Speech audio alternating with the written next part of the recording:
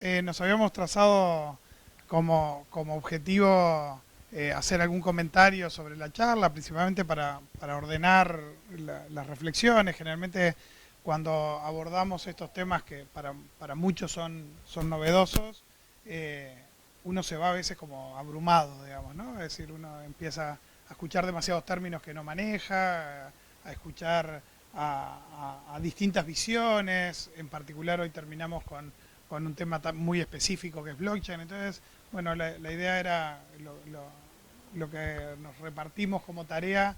Me tocaba la tarea de un poco de ordenar eso, ¿no? Y había anotado algunas cosas para compartir.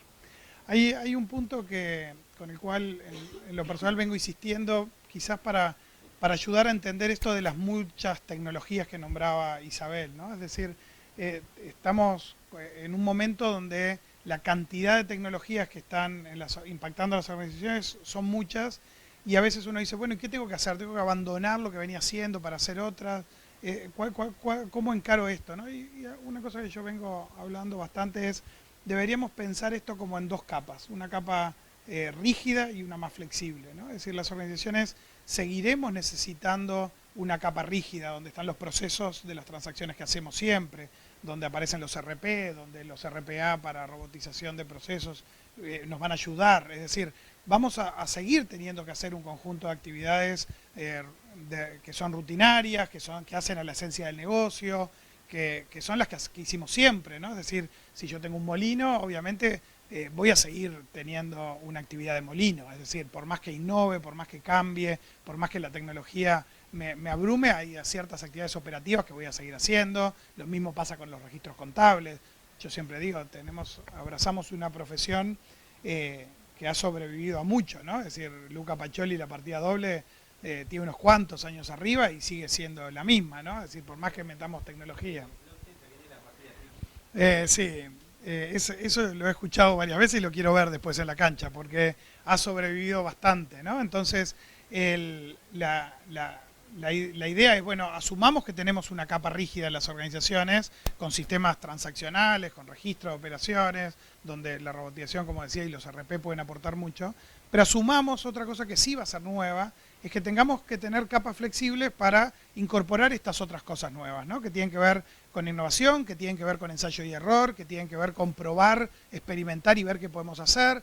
El caso que decía Juan de Walmart, bueno, tenemos un sistema de registro de operaciones, tenemos un sistema de gestión de stocks, tenemos un sistema de venta, de monitoreo de los camiones refrigerados, pero si yo quiero probar una tecnología nueva como blockchain para dar trazabilidad, no lo puedo hacer en mi esquema tradicional, dentro de mi RP, dentro de mis sistemas tradicionales de mi capa rígida. Lo que tengo es montar un proyecto en paralelo que me permita experimentar, que me permita jugar con estas cosas. Y ahí la pregunta de jugar con esto de innovación y con lo de los procesos estándares o de la capa rígida es, ¿qué tan preparados están las organizaciones para eso? Marcelo claramente planteaba eso, ¿no? Es decir, nuestras organizaciones están listas para un mundo tan innovador, están listas para soportar el ritmo de prueba, de ensayo y error, están listas las organizaciones para experimentar con una cierta tecnología y fracasar. Porque últimamente se habla mucho de los emprendedores, ¿no? De probar y de experimentar y de gente que tiene ideas y las trata de convertir en empresas. Y en el mundo de los emprendedores asumimos el fracaso como algo muy bueno, muy sano. Es decir, si vos querés tener una idea brillante, obviamente lo más probable es que no sea brillante la idea. Es decir, lo natural cuando vos creés que tenés una idea brillante es que al final la conclusión sea de que es una porquería lo que se te ocurrió, porque si de verdad se te ocurrían ideas brillantes todo el tiempo, no sería sostenible, digamos, ¿no? Yo siempre digo, cada vez que alguien hace las cosas muy distintas, tiene que pensar si es que es muy original o si es muy cra. Y ser muy original en un mundo globalizado y ser muy cra no son cosas que abunden. Por lo tanto, lo lógico sería fracasar. Ahora, la única forma de aprender, y los emprendedores lo tienen claro, es fracasando. Ahora, ¿nuestras empresas están preparadas para fracasar? Es decir, ¿estamos dispuestos a adoptar determinadas tecnologías y equivocarnos? Obviamente si lo hago en la capa rígida hago desastre, porque si en mi capa tradicional, en mis procesos normales, me pongo a experimentar, puedo dañar fuertemente mi organización. En cambio, si yo tengo otras estrategias para incorporar este otro tipo de soluciones, otro tipo de ideas, mi colchón, mi amortiguador es mejor. Pero ahora, cuando vamos a experimentar y vamos a probar, la pregunta es la que de Marcelo, es, ¿nuestras organizaciones miden realmente? ¿O llevamos las cosas más o menos? Cumplimiento es lo que más nos preocupa y después lo otro es un poco de olfato, del olfato empresarial que sigue viviendo y luchando. ¿Eso quiere decir que el olfato empresarial tiene que desaparecer? No, por supuesto que no, pero ya hemos hablado hasta el cansancio de que hay que medir y lo que no se mide no existe, ¿no? Y sin embargo, a pesar de que lo venimos enseñando hace muchos años, de que lo repetimos cada vez que tenemos oportunidad, la realidad es que muchas organizaciones siguen sin medir adecuadamente. Y eso es un problema y además Marcelo lo señalaba cuando hablaba de no solo ver lo que hicimos hacia atrás, sino qué va a pasar cuando empezamos a mirar hacia adelante, ¿no? Nosotros históricamente, y cada vez que hablamos de presupuesto, éramos una máquina prácticamente de agarrar valores históricos y multiplicarlo por un índice de inflación y creíamos que con eso estábamos presupuestando, ¿no? Y eso es un disparate enorme porque con esos ejemplos matemáticos creemos que podemos tratar de predecir el resultado en el balotaje a partir de lo que pasó en el balotaje del 2014. Y es claro que no. Hay actores distintos, hay decisiones distintas. A lo mejor vos decís, votó lo mismo un cierto partido de un año a otro, pero no fueron las mismas personas. Entonces, nada es extrapolable tan linealmente. Entonces, una vuelta con unos colegas vinculados al tema de tecnología y educación, sembraba una palabra que a mí me encantó, que es futuribles, ¿sí? Futuros posibles. Y ya no pensar de tratar de tener el escenario futuro y de predecir el escenario futuro, sino de tratar de pensar un conjunto de futuribles, de futuros escenarios posibles.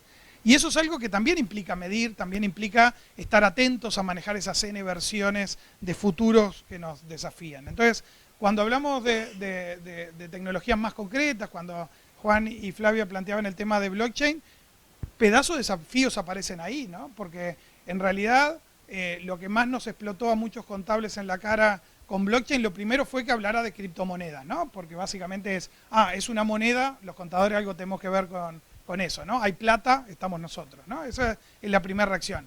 Pero la segunda es que cuando empezás a ver la definición de blockchain, tal como lo decía Juan, lo primero que aparece es libro contable y ahí nos asusta, ¿no? Es decir, una cosa era jugar con las monedas digitales y otra cosa es que alguien tenga inventado una tecnología para cambiar la contabilidad. Como decía Juan, a lo mejor hasta cambian el paradigma de la partida doble y la pregunta que nos deberíamos hacer muchos contables es, si nos cambian la partida doble, ¿qué vamos a hacer nosotros? Que es lo único que sabemos hacer. Porque básicamente estamos 4 años, o estuvimos antes 5 años estudiando contabilidad para poder hacer importe y cuenta, ¿no? Que es básicamente lo único que tiene la contabilidad. Entonces, cuando empieza a aparecer esto de que blockchain es libro contable y para peor te tiran 3 datos que son descentralizados, cuando obviamente nos sentimos muy cómodos con la centralización, te tiran el dato de confiable, cuando en realidad se suponía que lo que aportábamos los contadores en los sistemas de información era agregar un grado confiable y los auditores cuando ponen su firma lo que están diciendo esto es confiable y esto no. Y además le agregan una cosa que nos aterra a los contadores históricamente, que es la velocidad, ¿no? Nosotros nos sentimos cómodos, donde juntamos todos los papeles, charlamos un rato, y de allá, dentro de 4 meses, durante años, lo hicimos que entregamos estados financieros 4 meses después del cierre, o más, y hoy eso es inadmisible, y cuando hay tecnología que te dice que puede resolver lo que antes llevaba 7 días en 2 segundos, obviamente atrás de eso va a venir alguien a decirle, che, ¿por qué tengo que esperar un mes para que los auditores me digan que mis libros contables son confiables, si está todo soportado en tecnología, si podías haber estado auditando todos los procesos, si podemos tener log de auditoría y log de trazabilidad de todo lo que se hace? Y ahí aparece también otro tema, que es que en tecnología, se ha repetido hasta el cansancio, se eliminan los intermediarios, y los contadores tenemos que asumir que somos intermediarios también, ¿no? De que en realidad éramos un gran intermediario entre el dato y el informe, ¿no? Y cada vez más la tecnología va a eliminar tanto al intermediario patronal de taxi como al intermediario contador. Y eso también nos debería cuestionar acerca de nuestro rol y de esos desafíos, ¿no? Y además, con tecnologías que el abordaje no es por país, sino que es global, con consorcios internacionales que tratan de entender esto, de generar estándares, donde los organismos internacionales de la profesión también tratan de ver de cómo va a jugar todo esto y cómo vamos a ubicarnos en todo esto, ¿no? Es decir, muchas organizaciones lo que tratan de hacer cuando aparecen estas nuevas tecnologías es generar estándares para que se pueda entender, para que nos podamos comunicar, ¿no? Porque si es cada loquito crea su idea maravillosa, deja de ser compatible. Entonces, ahí aparece otra cosa que es la preocupación de Flavio y Juan, principalmente, que es, bueno, cuando empiezan a aparecer todas estas cosas, ¿qué enseñamos? ¿Seguimos enseñando partida doble cuando la contabilidad parece que va a desaparecer? ¿Seguimos formando contadores cuando resulta que los intermediarios van a desaparecer? ¿Qué es lo que teníamos que enseñar? Y a su vez, ¿cómo hacemos para adecuar nuestros planes de estudio, nuestros contenidos, en un mundo tan cambiante, ¿no? Y ahí empezamos a hablar quizás de que el fuerte sigue estando en lo que decía Marcelo, de nuestro aporte en identificar, nuestros aportes en saber qué medir y separar la paja del trigo, y de pasar del Big Data al Smart Data, ¿no? Es decir, pasar del volumen de datos a aquellos datos que realmente son significativos para medir el éxito de una organización, para poder hacer transformaciones, ¿no? Y a lo mejor nuestro rol pasa por ayudar a las organizaciones a definir qué es capa rígida y qué capa flexible, qué cosas son las que no se deben tocar y qué cosas son donde tenemos que jugar, tenemos que innovar, tenemos que apostar al riesgo, que al final era uno de los cometidos que como sociedad le dimos a las organizaciones. Y enganchado obviamente con eso, uno es la perspectiva que nos preocupa a algunos académicos, pero también está la preocupación individual de cada uno de nosotros, ¿no? ¿Qué rol vamos a jugar en esto?